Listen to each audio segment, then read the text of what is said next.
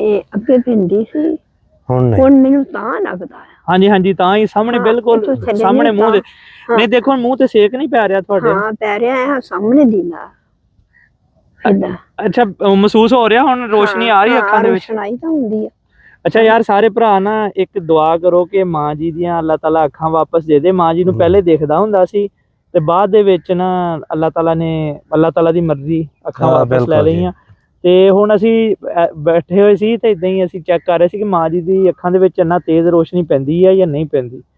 ਤੇ ਅੰਮੀ ਜੀ ਕਹਿ ਰਹੇ ਨਹੀਂ ਅੰਮੀ ਜੀ ਰੋਸ਼ਨੀ ਪੈ ਰਹੀ ਨਹੀਂ ਬੇਟੇ, ਆ ਮੈਨੂੰ ਮਾਲੂਮ ਹੁੰਦਾ ਕਿ ਸੂਰਜ ਆ ਰੋਸ਼ਨਾਈ ਹੁੰਦੀ ਆ। ਕਿੱਧਰ ਨੂੰ ਹੱਥ ਕਰਕੇ ਦੱਸੋ ਤੇ। ਇਹ ਆ ਹੁੰਦੀ। ਨਹੀਂ ਨਹੀਂ ਅੰਮੀ ਜੀ, ਸੂਰਜ ਬਿਲਕੁਲ ਸਾਹਮਣੇ ਆ, ਤੁਹਾਡੇ ਚਿਹਰੇ ਦੇ ਸਾਹਮਣੇ ਨਾ। ਤੁਹਾਡੇ ਚਿਹਰੇ ਤੇ ਇੱਥੇ ਦੇਖਣ ਦੇ ਨੀਵਾ ਨਹੀਂ ਤਾਂ ਮੂੰਹ ਚੱਕਦੀ। ਨਹੀਂ ਨਹੀਂ, ਨੀਵਾ ਕਰਕੇ ਦੇਖਣਾ ਪੈਣਾ। ਤੁਹਾਡੇ ਚਿਹਰੇ ਤੇ ਸੇਕ ਆ ਰਿਹਾ ਸਾਹਮਣੇ? ਹਾਂਜੀ, ਸੇਕ ਇੱਥੇ ਹੁੰਦਾ। ਹਾਂ, ਉਹਦੇ ਅੰਦਾਜ਼ੇ ਨਾਲ ਲਾਓ ਤੇ ਕਿੱਥੇ ਸੂਰਜ ਹੋਏਗਾ।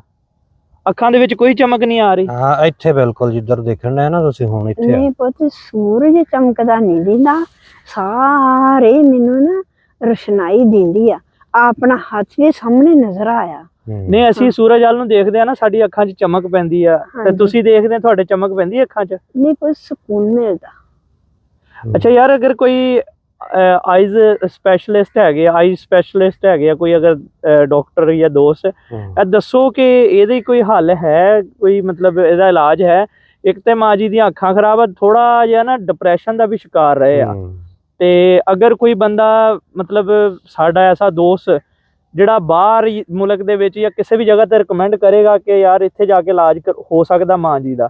ਮਾਂ ਜੀ ਤਕਰੀਬਨ 45 ਸਾਲ ਤੱਕ ਮੁਕੰਮਲ ਦੇਖਦੇ ਰਹੇ ਆ, ਉਸ ਤੋਂ ਬਾਅਦ ਅੱਖਾਂ ਦੀ ਰੋਸ਼ਨੀ ਗਈ ਆ। ਅਗਰ ਕੋਈ ਦੋਸਤ ਹੈਗੇ ਆ ਐਸੇ ਕਿ ਜਿਹੜੇ ਇਹ ਸਿਚੁਏਸ਼ਨ ਦੇਖ ਕੇ ਕਿ ਮਾਂ ਜੀ ਇਸ ਟਾਈਮ ਸੂਰਜ ਨੂੰ ਨਹੀਂ ਦੇਖ ਸਕਦੇ ਹੈਗੇ, ਉਹ ਰੋਸ਼ਨੀ ਵੀ ਅੱਖਾਂ 'ਚ ਨਹੀਂ ਪੈਂਦੀ, ਪਤਾ ਲੱਗ ਰਿਹਾ ਕਿ ਇਹਦਾ ਕੋਈ ਹੱਲ ਹੈ ਆ ਜਾਂ ਆਉਣ ਵਾਲੇ ਜਦੀਦ ਦੌਰ ਦੇ ਵਿੱਚ ਕੋਈ ਇਹਦਾ ਹੱਲ ਹੋ ਸਕਦਾ ਆ, ਇਹਦੇ ਬਾਰੇ 'ਚ ਨਾ ਲਾਜ਼ਮੀ। ਕਿਉਂਕਿ ਇੱਥੇ ਨਾਰਮਲੀ ਤੇ ਆਪਾਂ ਸਾਰੇ ਚੈੱਕ ਕਰਾ ਚੁੱਕੇ ਆ ਨਾ ਜਿੰਨੇ ਵੀ। ਅੱਖਾਂ ਦੇ ਵਿੱਚ ਦੇਖਣੇ ਨੂੰ ਕਿ ਬਿਲਕੁਲ ਅੱਖਾਂ ਦੀਆਂ ਕਾਕੀਆਂ ਇਹ ਠੀਕ ਆ। ਹਾਂਜੀ, ਤੁਸੀਂ ਅੱਖਾਂ ਦੇਖੋ ਨਾ ਤੇ ਮਾਂ ਜੀ ਦੀਆਂ ਅੱਖਾਂ ਬਿਲਕੁਲ ਸਹੀ ਹੈਗੀਆਂ। ਵਿੱਚ ਨਾ ਮਤਲਬ ਅੱਖਾਂ ਦੇ ਨੂਰ ਆ, ਡਾਕਟਰ ਵੀ ਦੱਸਦੇ ਆ। ਹਾਂਜੀ, ਤਸਵੀਰ ਵੀ ਨਜ਼ਰ ਆਏਗੀ ਤੁਹਾਨੂੰ ਅੱਖਾਂ ਦੇ ਵਿੱਚੋਂ, ਲੇਕਿਨ ਅੱਖਾਂ ਦੇ ਵਿੱਚੋਂ ਨਜ਼ਰ ਨਹੀਂ ਆਉਂਦਾ।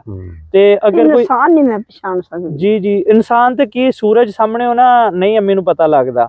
ਤੇ ਅਗਰ ਕੋਈ ਦੋਸਤ ਯਾਨੀ ਕਿ ਸਾਡੀ ਰਹਿਨਮਾਈ ਕਰ ਦੇਵੇ, ਦੱਸ ਦੇਵੇ ਕਿ ਯਾਰ ਫਲਾਨੀ ਜਗ੍ਹਾ ਤੇ ਚਲੇ ਜਾਓ ਤੇ ਉੱਥੇ ਜਾ ਕੇ ਇਲਾਜ ਹੋ ਜਾਏਗਾ। ਬਾਅਦ ਦਫਾ ਅਸੀਂ ਡਾਕਟਰਸ ਕੋਲ ਲੈ ਕੇ ਜਾਈਦਾ, ਉਹ ਮੂੰਹ ਤੇ ਕਹਿ ਦਿੰਦੇ ਆ ਨਹੀਂ ਜੀ ਇਹ ਤਾਂ ਨਹੀਂ ਹੁਣ ਠੀਕ ਹੋਣਾ। ਉਹ ਮਾਂ ਜੀ ਪਰੇਸ਼ਾਨ ਹੋ ਜਾਂਦੇ ਆ। ਅਸੀਂ ਮਾਂ ਜੀ ਨੂੰ ਕਹੀਦਾ ਅੱਲਾਹ ਤਾਲਾ ਜਿਹੜੇ ਅੱਲਾਹ ਤਾਲਾ ਨੇ ਪਹਿਲੇ ਰੋਸ਼ਨੀ ਦਿੱਤੀ ਅੱਖਾਂ ਦੇ ਵਿੱਚ, ਬਿਲਕੁਲ ਜਿਹੜਾ ਸੂਰਜ ਇੱਕ ਦਿਨ ਸ਼ਾਮ ਨੂੰ ਗਾਇਬ ਹੋ ਜਾਂਦਾ, ਸਵੇਰ ਫਿਰ ਚੜ ਜਾਂਦਾ, ਤੇ ਉਹ ਸਾਡੀਆਂ ਅੱਖਾਂ ਵੀ ਮਾਂ ਜੀ ਤੁਹਾਡੀਆਂ ਠੀਕ ਕਰ ਸਕਦਾ ਅੱਲਾਹ ਤਾਲਾ। ਗਫੂਰੋ ਰਹੀਮ ਆ ਜੀ, ਗਫੂਰੋ ਰਹੀਮ ਆ। ਤੇ ਡਾਕਟਰਸ ਨੂੰ ਵੀ ਇੱਕ ਰਿਕੁਐਸਟ ਹੈ ਕਿ ਅਗਰ ਤੁਹਾਡੇ ਕੋਲ ਹੋਰ ਵੀ ਕੋਈ ਮਰੀਜ਼ ਆਂਦਾ ਨਾ, ਖਾਸ ਤੌਰ ਤੇ ਉਹਦੇ ਜ਼ਿਹਨੀ ਤਵਾਜ਼ਨ ਨੂੰ ਵੀ ਚੈੱਕ ਕਰਿਆ ਕਰੋ ਤੇ ਇਹ ਵੀ ਦੇਖਿਆ ਕਰੋ ਮਰੀਜ਼ ਪਰੇਸ਼ਾਨ ਨਾ ਹੋਵੇ। ਤੇ ਬਾਕੀ ਅਗਰ ਕੋਈ ਦੋਸਤ ਬਾਜ਼ ਡਾਕਟਰ ਤਾਂ ਇਦਾਂ ਹੀ ਆ, ਨਹੀਂ ਕਰਦੇ, ਉਹ ਸਾਹਮਣੇ ਨਹੀਂ ਦੱਸਦੇ ਆ, ਲੇਕਿਨ ਬਾਜ਼ ਇਸ ਵਕਤ ਤਾਂ ਮੈਨੂੰ ਐਨ ਸਬੂਤ ਛੇਦਨੀ ਫਟਾਫਟ ਨਾ ਨਜ਼ਰ ਆਉਂਦਾ ਆ। ਆ ਕੇ ਉਸੇ ਵਕਤ ਬੰਦ ਹੋ ਜਾਂਦਾ। ਹਾਂ, ਕਿ ਮੈਨੂੰ ਨਜ਼ਰ ਆਉਂਦੀ ਆ। ਸਹੀ ਹੈ। ਸਾਰੇ ਦੋਸਤ ਨਾ ਪਲੀਜ਼ ਕਮੈਂਟ ਦੇ ਵਿੱਚ ਦੱਸਿਓ ਅਗਰ ਕੋਈ ਅੱਛਾ ਜਿਹਾ ਡਾਕਟਰ ਤੁਸੀਂ ਰਿਕਮੈਂਡ ਕਰੋਗੇ ਤਾਂ ਅਸੀਂ ਉਹਦੇ ਕੋਲ ਤਸ਼ਰੀਫ ਲੈ ਕੇ ਜਾਵਾਂਗੇ, ਇਨਸ਼ਾਅੱਲਾ ਜਾਵਾਂਗੇ। ਤੇ ਬਹੁਤ ਸ਼ੁਕਰੀਆ ਜੀ।